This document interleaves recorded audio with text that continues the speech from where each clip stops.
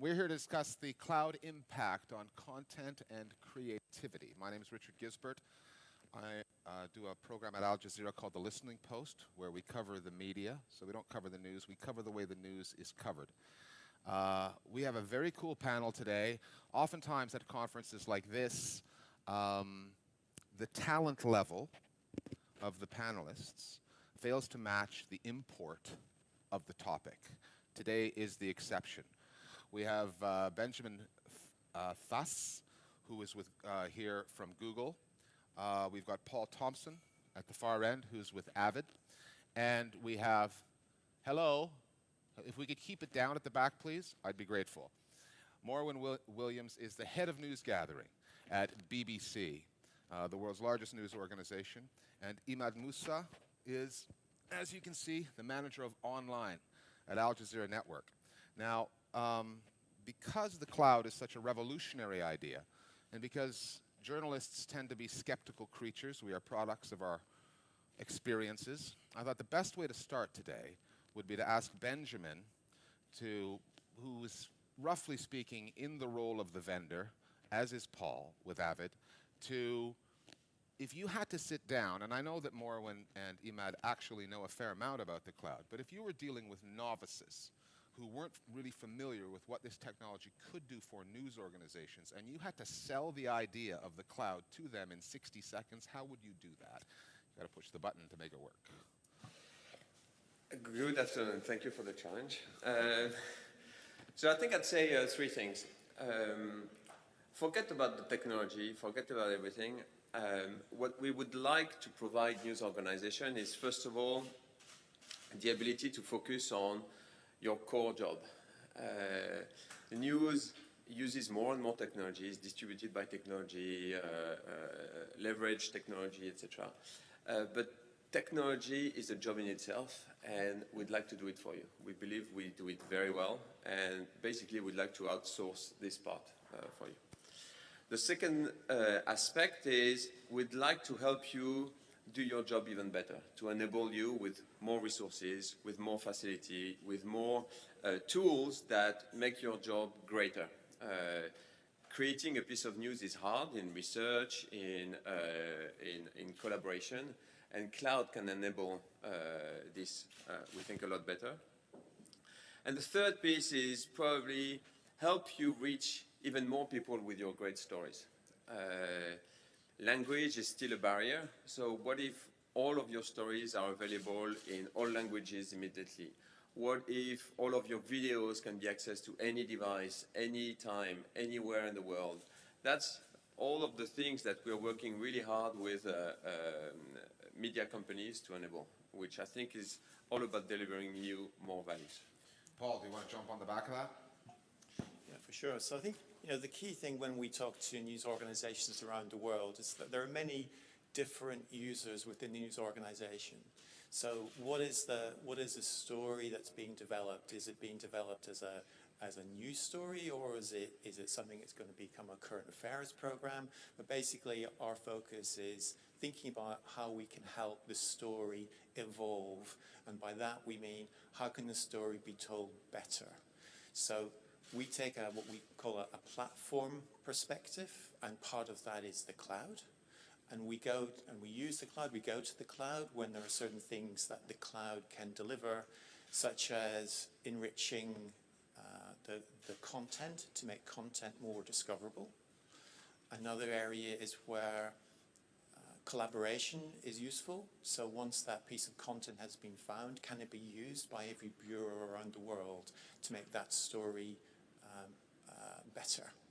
And then we kind of move across the kind of the media workflow, shall we say, and think about how that story can be consumed more easily. So can it be pushed quickly and efficiently to the social media platforms?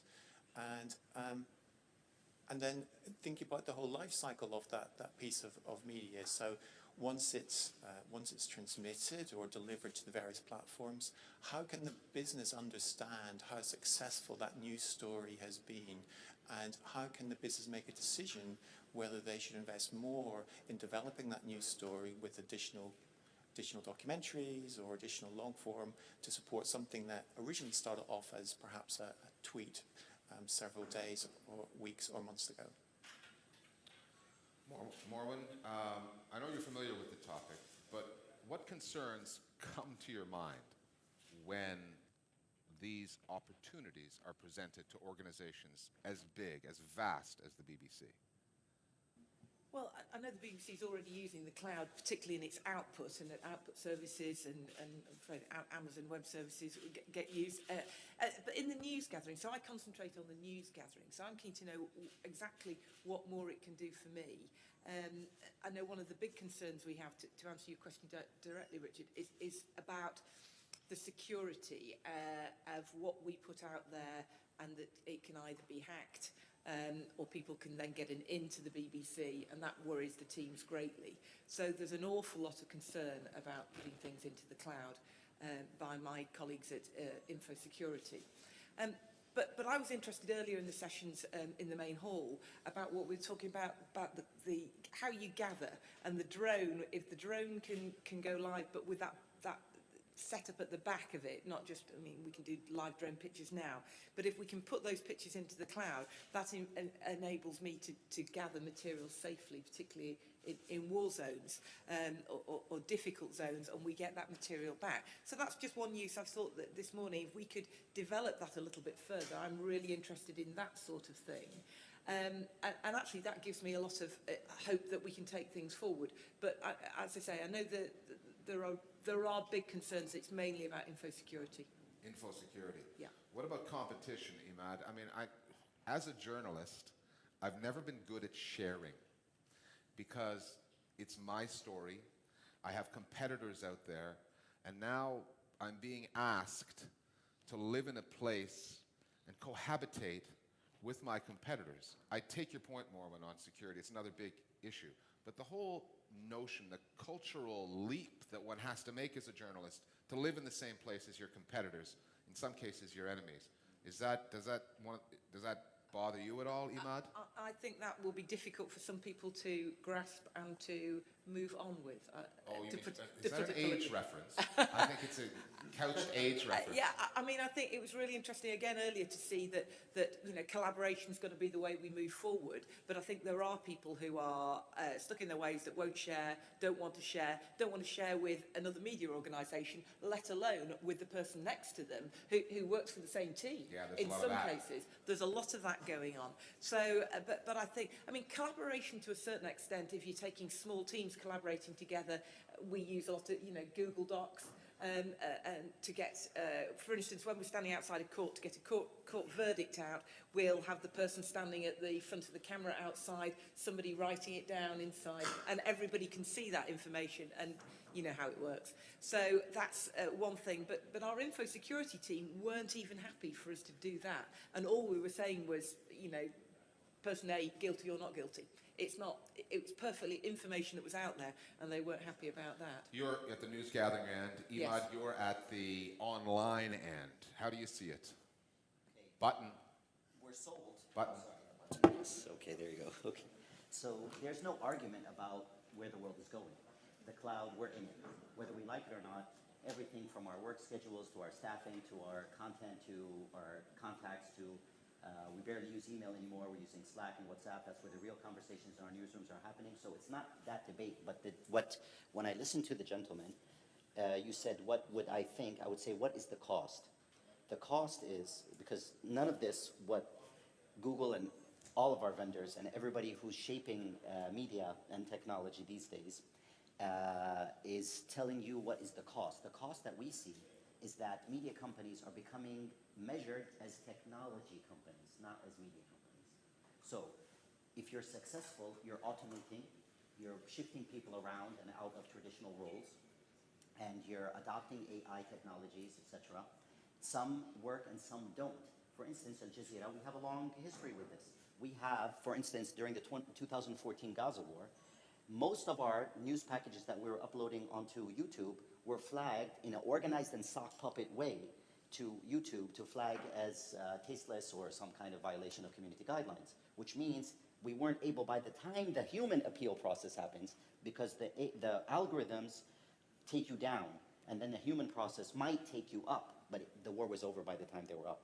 So we were not present in the debates when they were happening live as they were happening. So we know what algorithms can do. And as the world becomes totally algorithmic, Facebook can stop a page, a full page that has millions of followers for a photo because their algorithms might consider it something, you know, as a violation, not human, not necessarily human.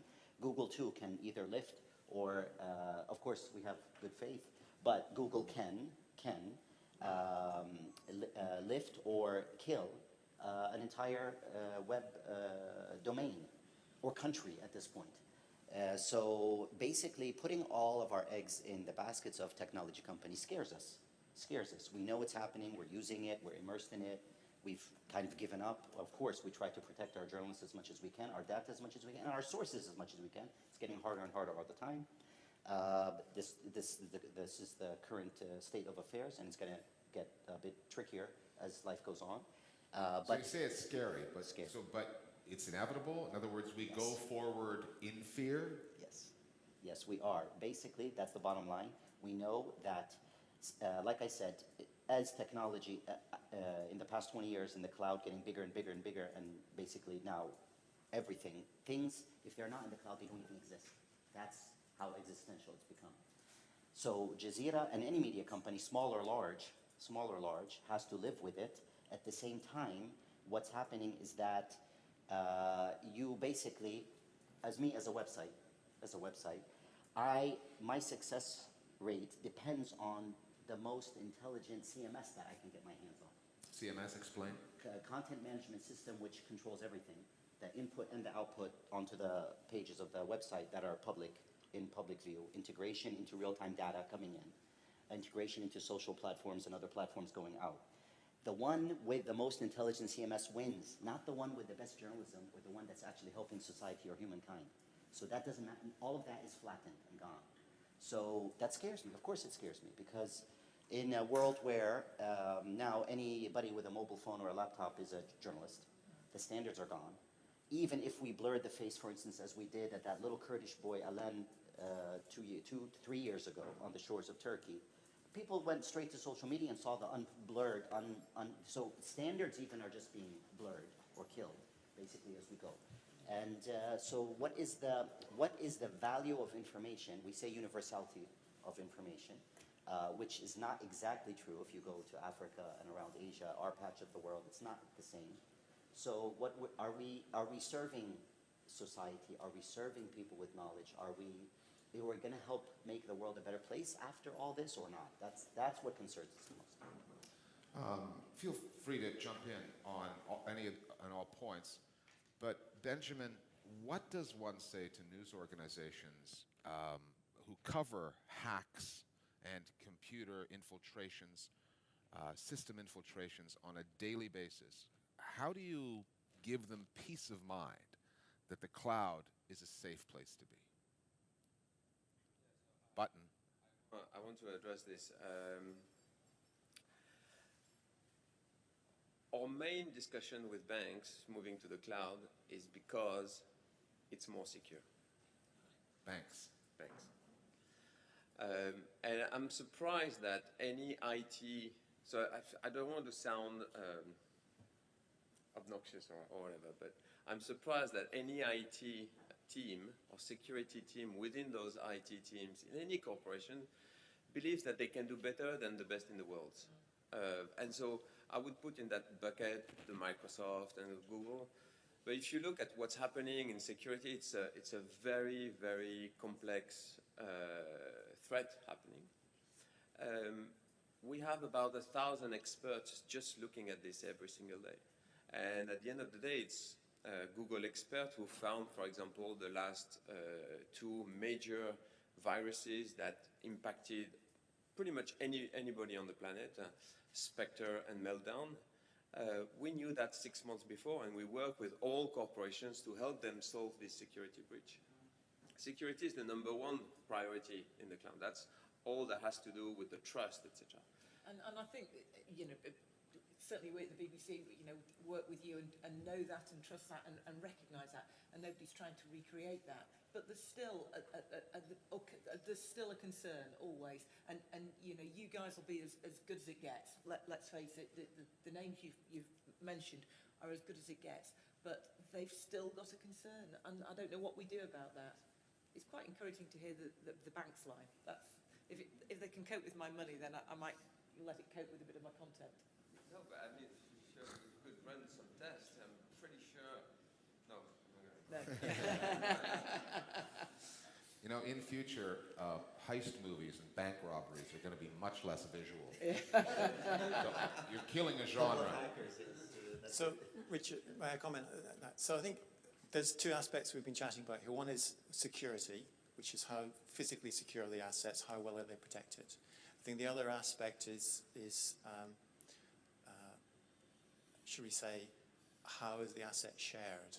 So in the same way today that each of us has got we control our privacy, we control our profile, that same can be true of the assets as well. So if we take a step back a little bit, one of the things that we have seen is even because the technology can do it, that doesn't necessarily mean that the user or the customer or the client wants to do it. So one of the things we see is that the whole kind of, should we call it a journey to the cloud? It's not something that's going to just suddenly switch on tomorrow. It's kind of here today, and there's certain aspects of it will be attractive to do certain things.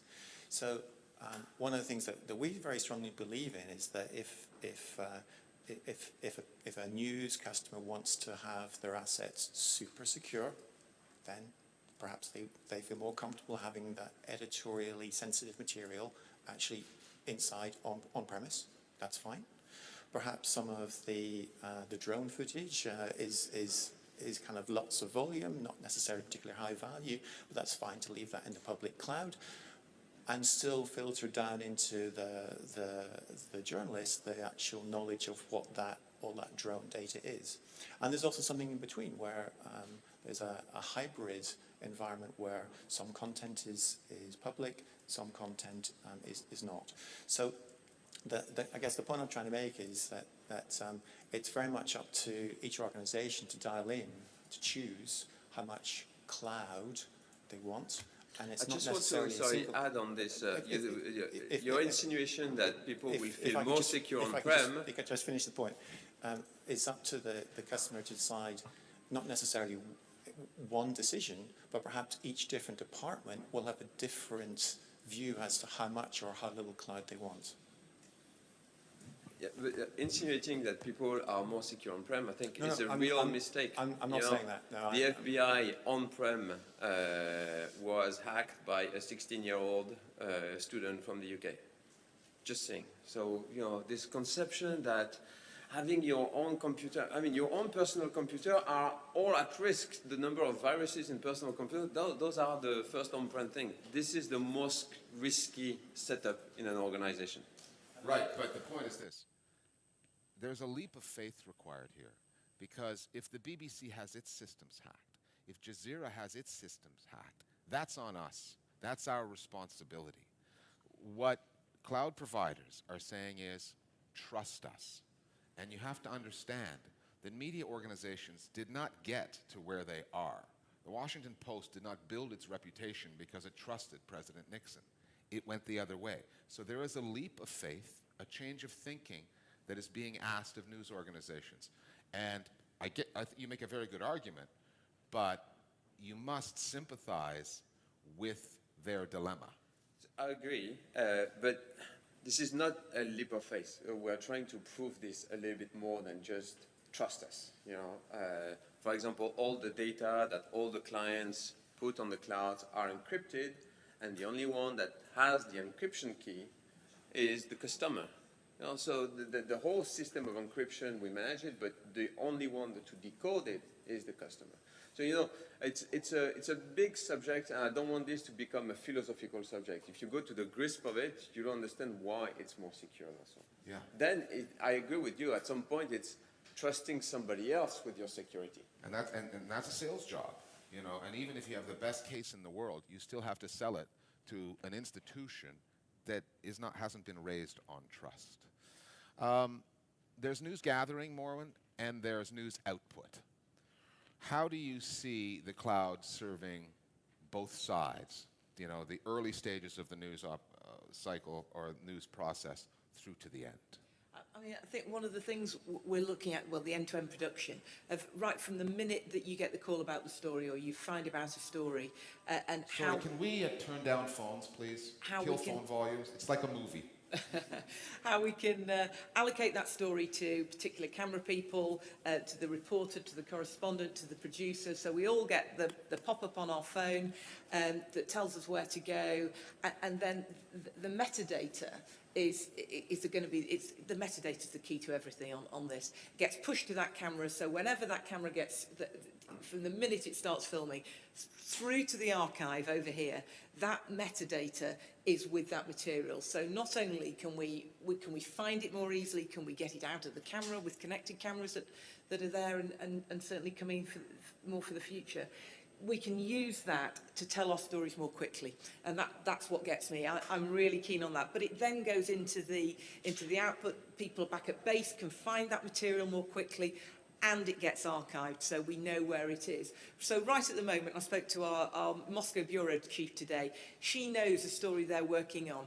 There's some material somewhere. She can't find it in the system. She has to ring somebody in London to have it put into a system because she just happened to have watched it. We don't want to be relying on all that. We know that it's there. We just want to be able to search a bit more. But it needs the metadata to be able to search it, not relying on people's minds. So it's that end-to-end from my news gathering right through to the output side that will benefit from when we use these sorts of things. And archive is a real one that will really benefit for us from the cloud. I can see that absolutely been a game changer for us.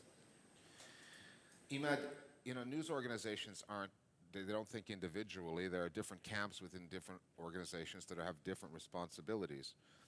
You know, can you see problems for even people who like the idea within a news organization then selling it up the line to superiors? Because you would have a sales job on your hands too, would you not?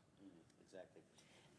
And not to beleaguer the security debate, I don't think that's what is holding us back that much. We have fully adopted the cloud technologies available to us, allows us to do unlimited things. The sensory journalism itself, the Internet of Things. When 5 years ago we teamed up with Columbia University, the Tao Center, School of Journalism, and we were going to check the salinity of water on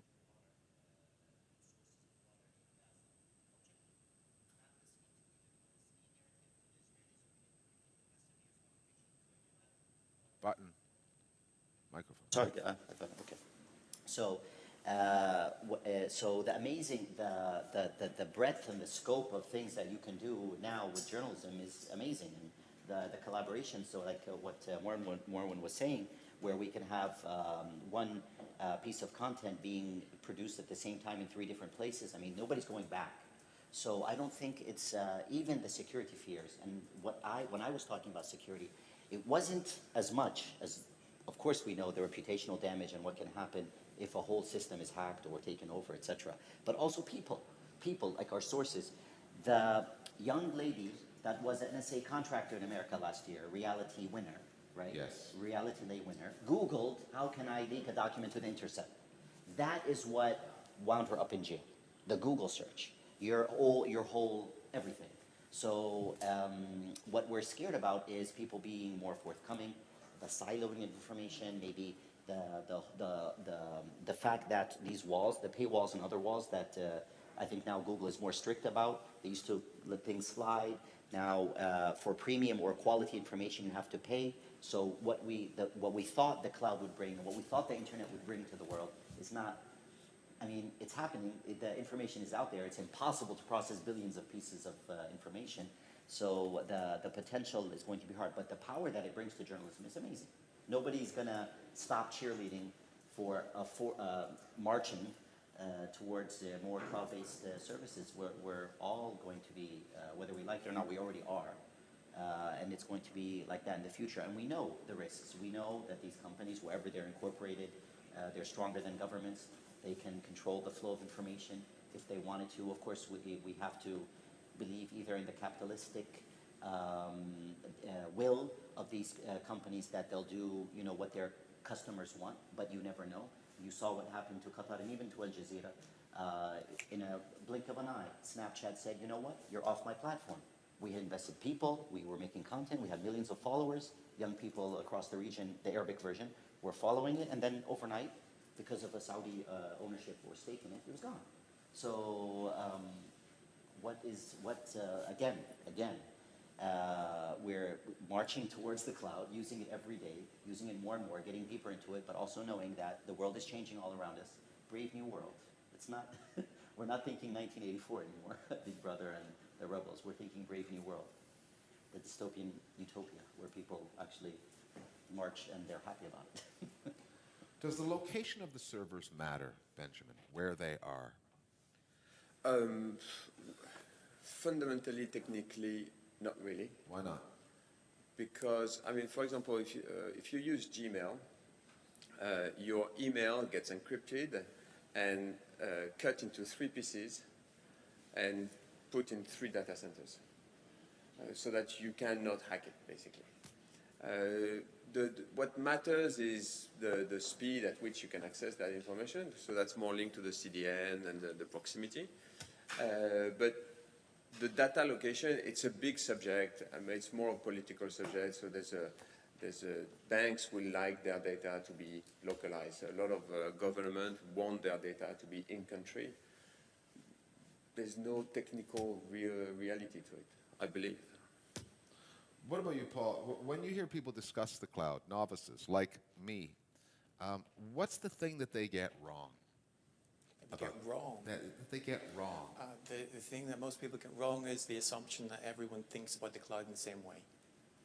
Explain. Everyone has a different definition of what cloud can do for them. So having had a bunch of conversations with customers around the world, I think that the 2 areas that it tends to resolve back to are how, to your point, how cloud can help you do something. So some type of capability, some type of service that isn't available in the office. So, you know, how can a piece of content be enriched automatically? How can the asset be enriched to show what the emotion is of the people being interviewed? So that can be searched on. Show me a picture of someone of the president smiling, rather than having to actually go through and watch the video and manually find it. I think the second kind of group of where it resolves back to is where the cloud can provide more capability. So what do I mean by that? I mean, if there's a major event, major breaking news, rather than sending lots of trucks and lots of technology and lots of kit on site, well, why not provision that from the nearest cloud and give the journalists the same tools as they're used to having, but they don't realize that, but they don't necessarily need to know that it's coming from the cloud rather than coming from HQ. How about you, Benjamin, on misconceptions? The cloud and misconceptions. I mean, I agree. It's a big subject, and you can do plenty of things. It goes from your infrastructure, how you store your data, etc.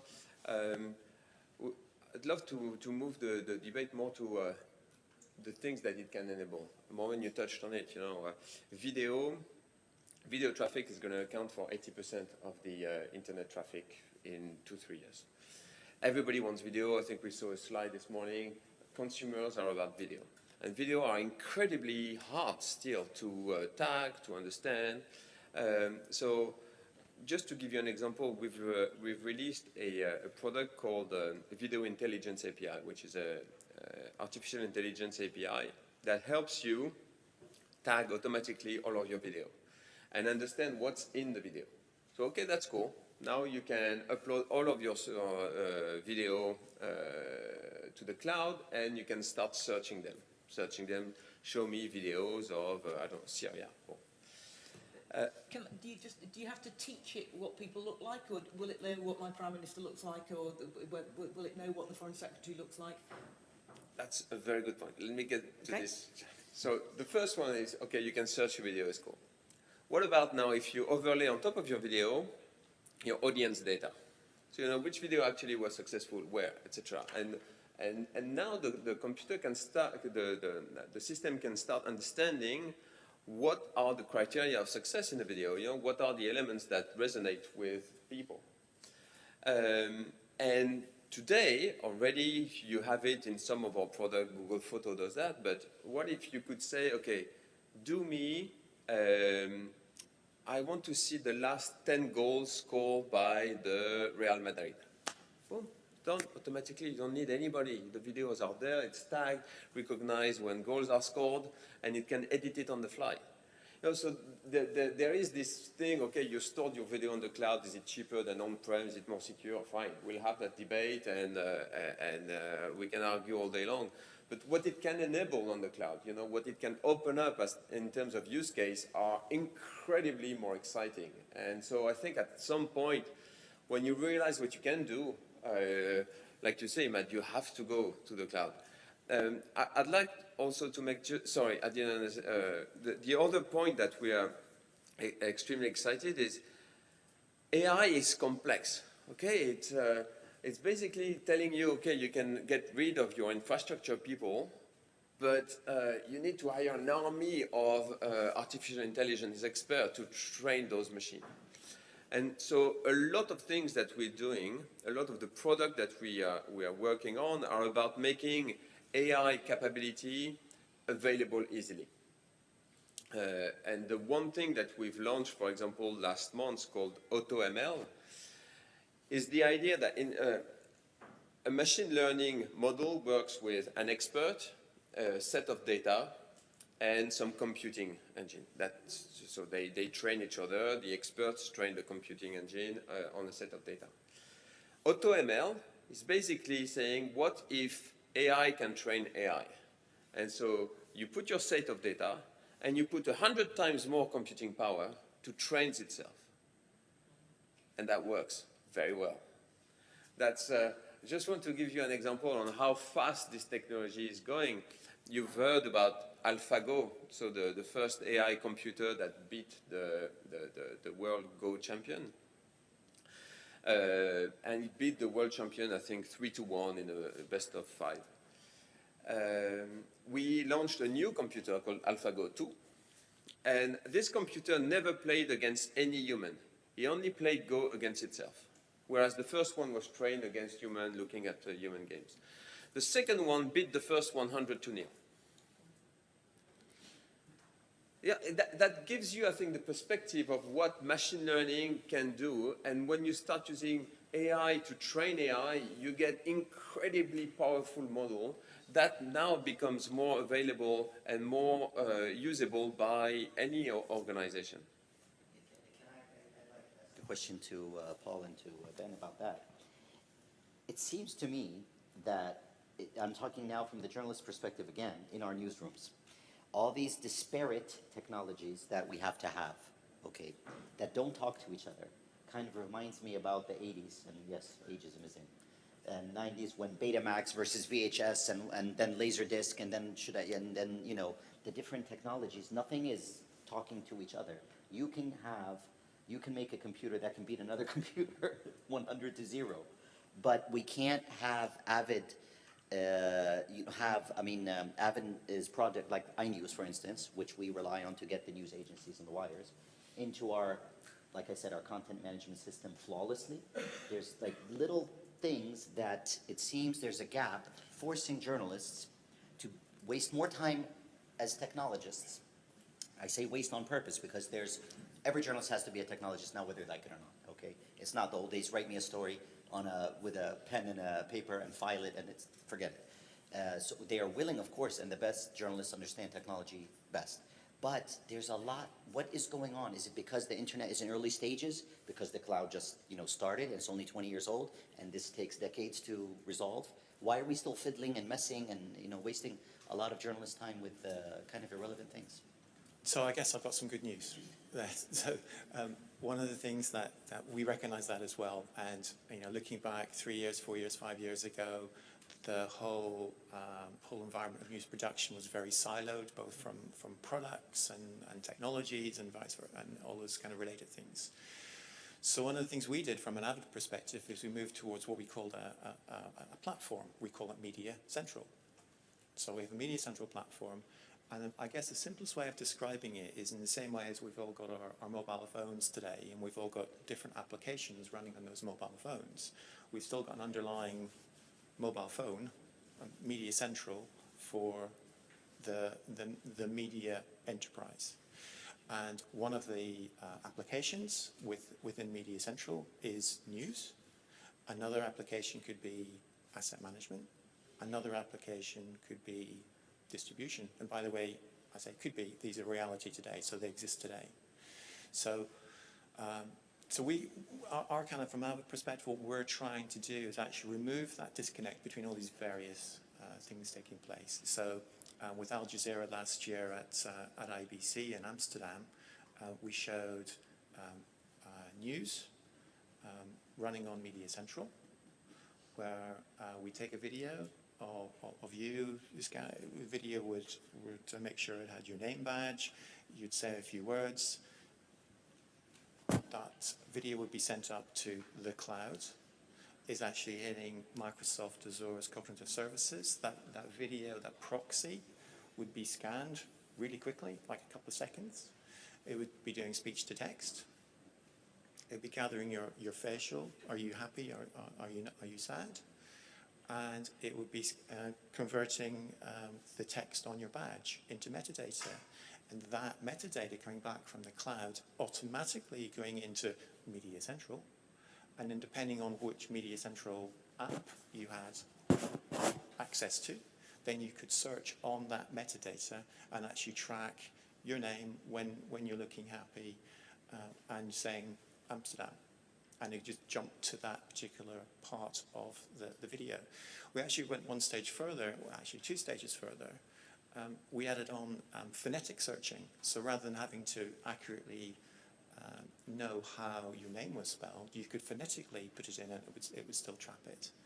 And then the second thing we did, which is for the technologists in the room, was we ran identical demonstration of that. One totally hosted in the public cloud, and one in a private cloud, actually on the show floor, so hybrid.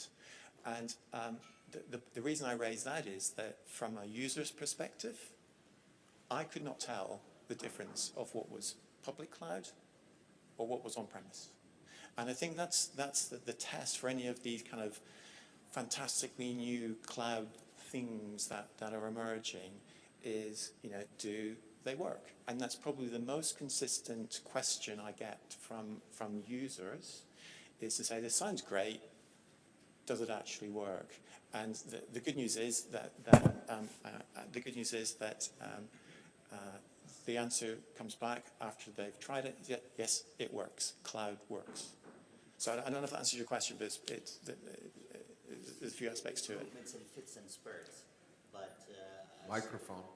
oh, sorry. Yes, we see like improvements here and there, but the not dysfunctionalities, but the different technologies that all the companies have to adopt from different vendors and everything gets heavy on journalists, and it's shaping the face of journalism. Our goal is to provide a single user environment, which is browser-based, and then the user can basically switch on or switch off whatever applications they need to create a story if they're creating a story, or to edit if they're an editor, or to produce if they're a producer, or to archive if they're an archivist.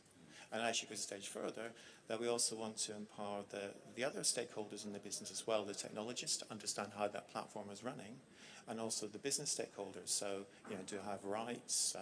How effective is this story? What's my cost of creating the story?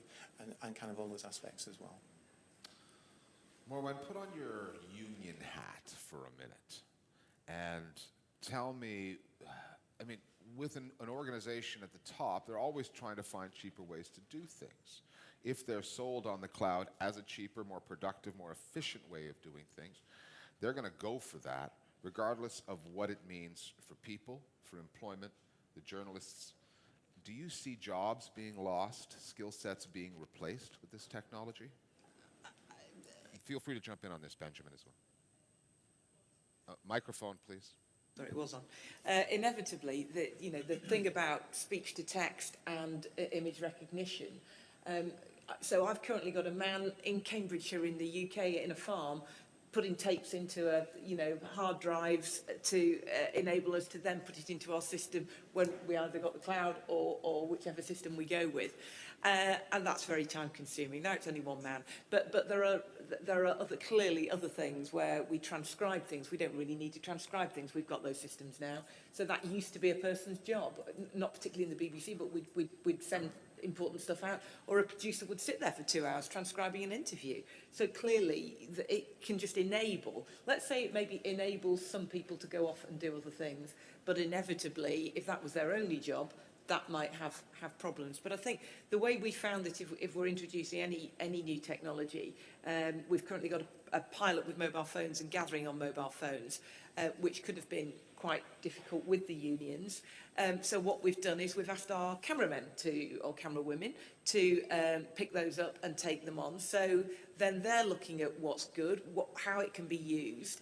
And I think then they're bought into it. So you need people to buy into what the technology is. And the question that you answered about, it's not so much about persuading people upwards sometimes, it's persuading outwards and even down, because some people are very risk averse, they think it won't work, they think it'll do them out of jobs.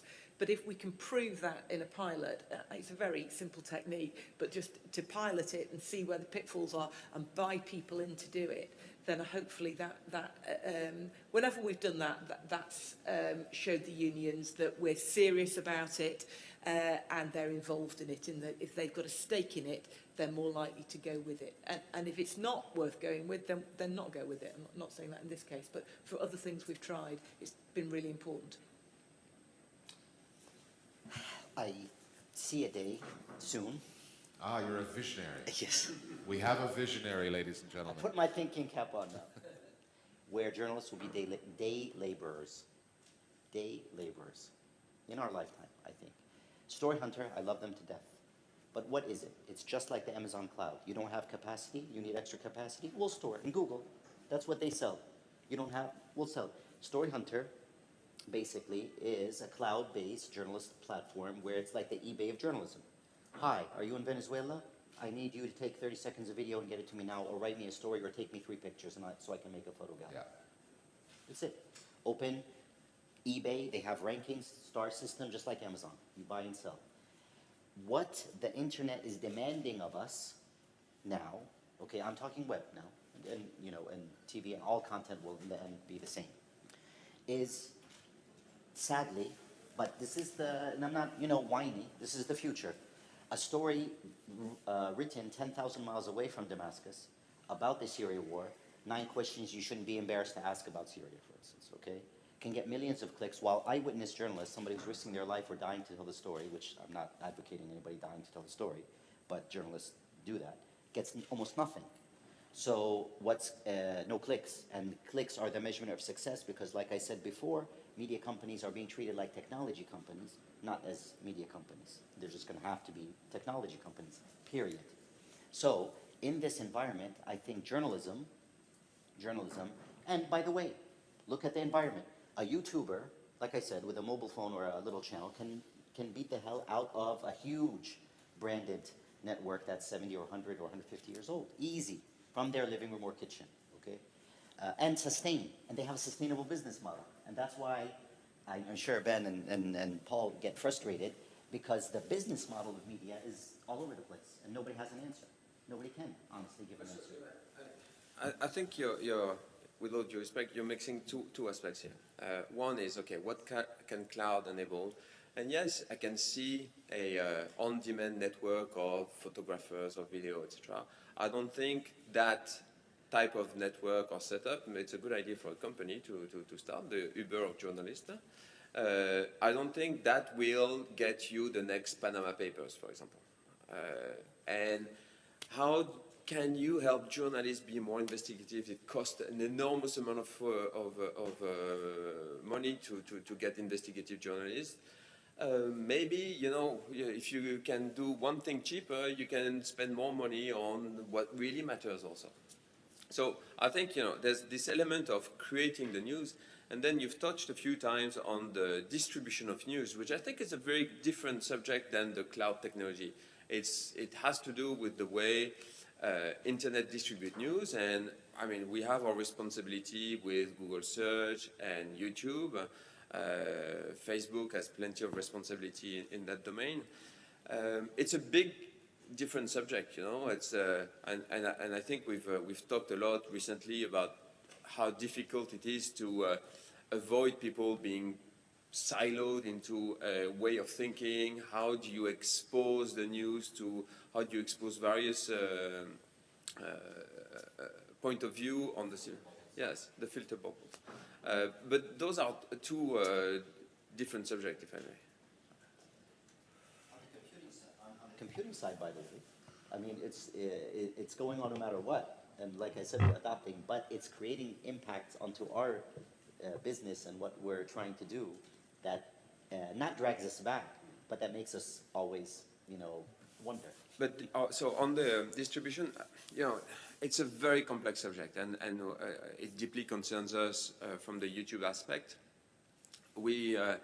There's, for example, one element which is hard for a lot of news organizations is the power of comments. So comments are extremely powerful because they get you more stickiness to your articles, they get you more views, etc. They're great, except they get toxic very, very rapidly. And if you have toxic comments, then you lose your audience and you lose the whole benefit of the comments. So a lot of news organizations have, as a result, have turned off comments on their sites. Because otherwise they have to moderate them and that costs money. Exactly. And so we launched a product called Perspective in beta with the New York Times, and now it's available to, I think, everybody, that analyzes the sentiment of all the comments and allows organizations to decide on a scale of 0 to 100 what level of toxicity they accept in the comments, and moderate automatically the comments, and ensure in that manner that you can have a dialogue, that you remove the 2% of users probably that kill your conversation. So it's a small example, but it's how I'm sorry, because where I see this going eventually is we are now going to have to learn a new language in which to disguise our toxic comments. And what's going to end up is it doesn't detect British irony still. What it's going to require is a new, higher Uber form of passive-aggressive comments, and that's going to be a skill that gets you noticed. That's what I. Sorry to interrupt, Mitch. No, you're right. Or just emojis. Yeah. Can I just... Just to say, we have about 7 minutes to go. If there are any questions from the audience, we'll go to that after Morwen's done, and then we're going to get you people to lunch. Go. Okay, sorry, I just wanted to pick up on what you were saying about, you know, clearly I'm a big digital fan, and clicks I totally get, but I just want to say I hope there's always a place for prima facie news gathering, because if you're not out there gathering the stories, you don't get some of the stories. And I think the Yemen crisis is has been one of the ongoing ones that's been underreported, and it was having the bravery to send teams into Yemen that actually got us those stories. And I don't think we'd have got them being sent in or just ringing and saying, could you get those? So there's an important aspect, and it picks up on Ben's point of if we can do certain aspects more cheaply and use the technology to do certain aspects, then hopefully we've still got some more money left to tell the stories we need to tell, like the Yemen crisis. We'll take a question from the floor. There's a microphone to your left. If you want to say your name and your affiliation, you may. Sure. So my name is Abdul Wahab. I actually work for one of these vendors. So I work in technology. I work for Microsoft. But I'm here wearing a pure consumer hat. And I had a concern before coming to the room, and everything I've heard in the last half an hour has only made that concern slightly bigger. Yeah. I'm not as concerned about every person with a good smartphone becoming a journalist. I'm more concerned about every person with limited funds can become an actual news outlet. And they can go that by going to the vendors and with relatively low amount of money, buy computing power on the cloud, buy algorithm processing power, buy algorithms, and do all sorts of content aggregation and contract management. So the end result, I'm not worried about Orwell's prophecy of living in a world where the truth is hidden. I'm more worried about what Huxley said, where we're going to be drowned by a sea of irrelevance, that the truth will not be visible anymore. And now, because these outlets are growing in number, then you'll find that organizations of the magnitude of the BBC or Al Jazeera or otherwise are actually small in the sea of the internet, because there's going to be a billion other news outlets who are concerned about making money, who will be showing me videos of cats being cute, footballers scoring goals, or news that I would read on page 3 of The Sun as opposed to what I really want. That sounds like one for the journalists. Listen, the way I see it exactly, that's, I think, what's going on is, look at China. China, the Great Firewall of China. Nothing of the platforms that we know and use are available in China. Weibo now is valued and worth more than Twitter, and could buy it if they want. Because it has more users than Twitter. More use, and they monetize like everything. Between that and WeChat, nobody carries currency as in money anymore in China, right? And the people are happy. They like it, even though they live in a filter bubble where they can't find any information that's not controlled by the state. And nobody's complaining. And it makes billions, bazillions of dollars. So you're absolutely right. I think that's why I said 1984 is not what we should be afraid of. Brave New World is for sure. So the distraction and the noise and trying to rise out of the noise, which forces media companies to convolute, every article that we want to do well has to start is what is, who is, why is. Okay? Or else, forget it. It doesn't matter what the content is in it. So being forced, okay, journalists are always forced to, follow the audience, etc., and this is how the audience behaves now. But on the philosophical note of where the cloud is taking us, and I know now on the vendor end, these are services that everybody needs to survive and flourish. Also, you're right about small players. It's not that the small players should be encouraged. I mean, the democratization of information out there is fine, and a small actor can be more nimble.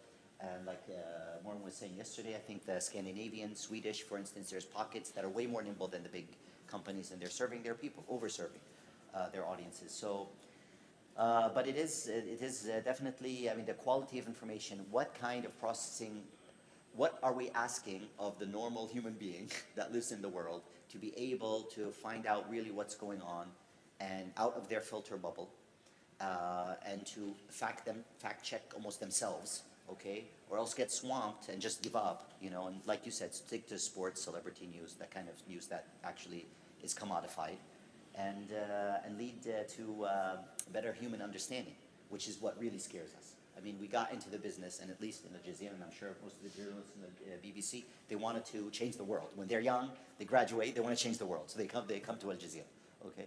You realize slowly that it's not as easy as you thought to change the world, but that is becoming more fleeting. I mean, what's the higher purpose of this is becoming very fleeting, very difficult. There's no answers. We're going to have one more question Sorry. on the cloud. If we could pass that microphone over to... Thanks. Go ahead. Yeah, Phil Rees from Al Jazeera. We talked earlier, began the conversation about trust and clouds, and it's a question for Benjamin, really. At what point would Google hand over the code key to a nation state for information that might, for example, relate to an act of terrorism that they prophesied, said that only you held this information? Do you have a protocol for that? Do you have discussions concerning that? And do you think it would be the right thing to do? And to what nation states and under what circumstances? So it's a tough one. I don't want to dodge the question. I think there's one thing, which is we comply to every local laws. So I know we get a lot. Sorry, can I just excuse you there? What local laws? To every country where you operate? Where we operate, I believe. No? That's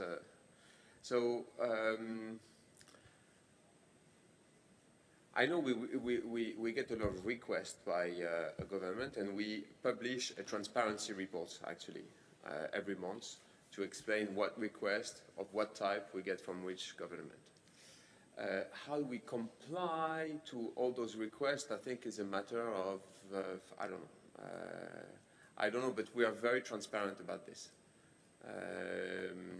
I'm sorry, I cannot answer. I'm happy to get back to you more precisely, because it's and I don't want to dodge the subject, but we have the trust, we believe, is based on the transparency. So telling people what we do and how we do it. I'll give you more information. We're just about out of time. Paul, last point to you. What have we missed in this discussion? What aspects, what angles, what has gone unsaid? Microphone. About cloud and still not cover everything. So I think, I guess the one thing I'd say is keep an open mind as we go forward, because the rate of change of the capabilities and the services and all kind of the cool things that cloud is coming up with is just changing at such a speed. And one of the things that we are hearing from the market is the need to move towards cloud, but do it in a way that helps the business rather than impacts the business. So what are the things that the business can introduce today to help with news gathering, to help with distribution, to help with whatever? That doesn't mean you need to move 100% to cloud tomorrow. But it's keeping that awareness of what's going on and making sure that the business can if you like, cherry pick the most useful aspects that can be adopted most easily by the journalists. The cloud is going to change everything, not just journalism, but I do get the feeling that this is one of the industries that the technologists are going to find to be amongst the most skeptical. You do have a sales job on your hands. We do appreciate your time. Benjamin Faes, Morwen Williams from the BBC, Imad Musa from Al Jazeera, Paul Thomson from Avid. Give it up for them. It's time for lunch.